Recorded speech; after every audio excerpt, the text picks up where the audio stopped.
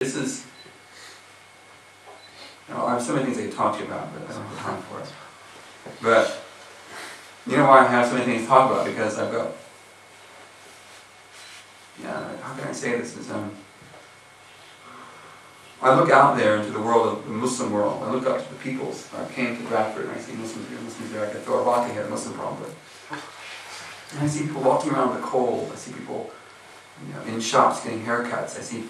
I see people buying some chapatis and rotis, and someone's, I see a couple of guys on a soccer field kicking a ball around. All these mundane, worldly things that we see of the passage of the moments of our lives, in the mundanity of our lives, in the mediocrity of our lives, as if there's no greatness in that.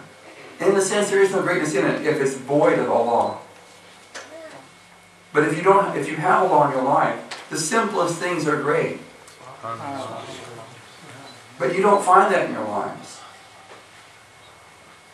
And so as I told the sisters upstairs, you substitute greatness that can be found in simple things by going to lectures where you think you're getting something spiritual. But in your own solitude, you're bored. You can't, you're jittery, you can't sit still. So you start texting your friend, or you open on your Xbox, your PS3, you start playing, Black Ops or something, and you engage yourself mindlessly, and Microsoft makes money off of you in the process. You engage yourself in food, and hanging out with your friends, and secretly smoking your cigarettes.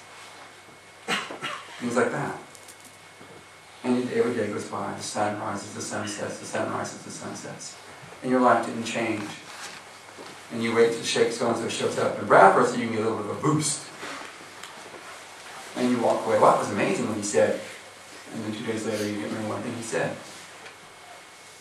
Except he closed his eyes a lot, I remember that.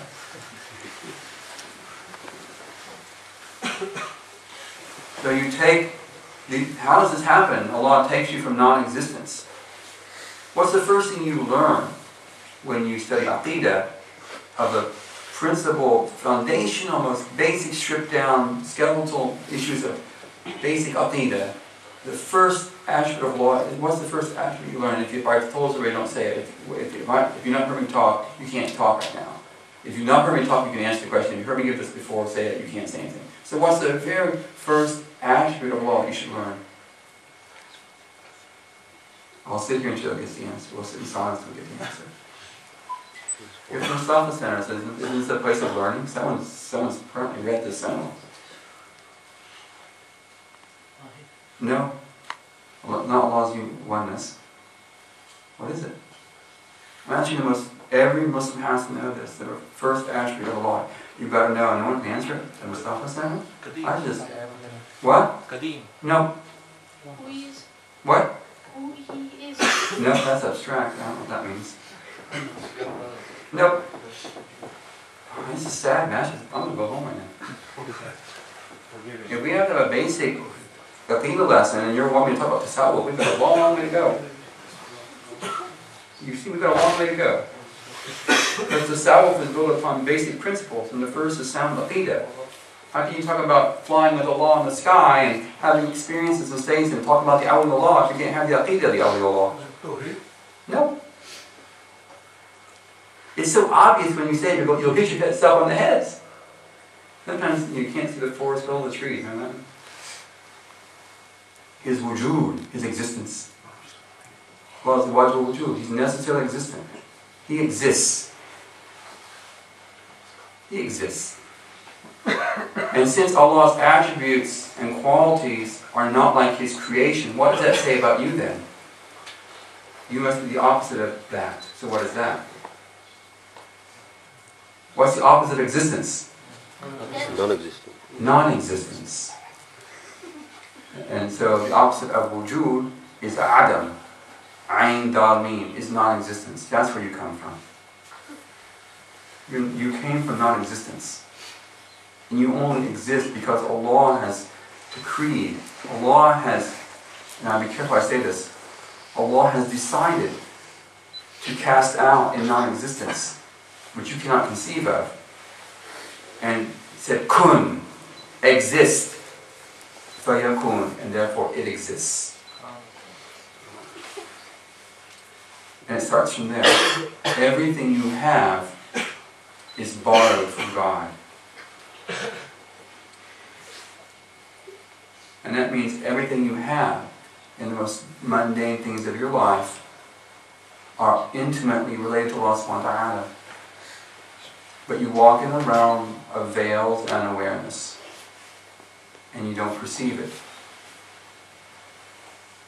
And that's where and this is where we all get stuck. To help you understand this, well, I can go on more about that, non-existent, but I know that's like, you go, oh, that's a little bit too high for you to understand. It's not high for you to understand. Just think about that for a second. You can't remember 200 years ago, personally. You can read history books about what happened 200 years ago and get a little snippet of it, but you don't have the experience of it. So you come out from non-existence, and here you are, young men and women. Not only do you exist, you exist like my miswak. Here's my miswak here, somewhere in my pocket. Here's my miswak. Here's my miswak. And my miswak is, like me, organic. I studied that stuff at university, So it's got carbon, I've got carbon. It's got nitrogen, I've got nitrogen. It's got potassium, I've got potassium, magnesium, magnesium. It's got those elements, those basic elements, the atomic elements. Okay? And yet the difference between the miswak, well, it was once alive, this one's a dead one now. Its life no longer exists. That which defined as a living plant is no longer there. Its life doesn't exist within it. The quality of it no longer is there. But we share a lot of things in common, me and this miswak. But this miswak would never have something that would have the same carbon and nitrogen and pretty much the same proportion as my physical body, believe it or not. Except that it ultimately had something which it didn't have so much I have, and that was self-awareness, consciousness. One of the biggest mysteries today in modern science, whether it's evolutionary biology or you're talking about physics, is where does consciousness arise? How do molecules, carbon, nitrogen, potassium, when they come in such in ordered structures, how do these molecules become self-aware? How do they become self-aware? Now maybe it's a big thing to think about. Maybe it's an abnormal thing you think about at the Al-Mustafa Center or any mosque in Bradford. But we are living in the 21st century. And we live in a civilization where empirical science is king. It defines everything. It defines the instruments that I'm speaking right now. It defines the technology to develop the synthetics that produce these cushions and the lighting fixtures and the inks and the things that go into the tasbihat you have there for your Tawiyah prayers, to the clothing you have, to the gizmos and gadgets you have, your cell phones, your recorders, all that technology is based upon the sciences that developed after the Reformation, the Protestant Reformation, and the Renaissance. When in the material sciences we define our civilization, and in a sense they are also the death of our civilization. But we are a civilization based upon petrochemicals, and they're running out. And when they run out, this civilization collectively will collapse. Everything is that way. It's an unfortunate course we've taken, but man in his gospel, he continues. And I am concerned about these things for you and for myself and my children. But that's a longer discussion. So I'm like this. He said, I have consciousness. And even our modern science cannot understand what consciousness is. And the most interesting theories come with quantum physics and the idea that what happens on the quantum level, and there's a lot of research being done on that, is that perhaps consciousness has something to do with the level of quantum mechanics. What happens on the level of the quarks and bosons, are the basic particles that build protons and electrons. Now you may think that why isn't I even talking about these things? Because I have to talk about these things.